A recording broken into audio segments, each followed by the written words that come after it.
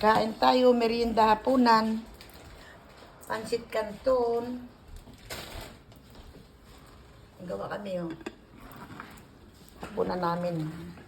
Akala mo ano yung maano pa, maaga pa. Pero ano na to, alas 7 na rito. Tignan nyo naman yung ano, ang liwanag. Ha, kain po tayo. Buko na katali pala, hindi ko napansin. Sa taas.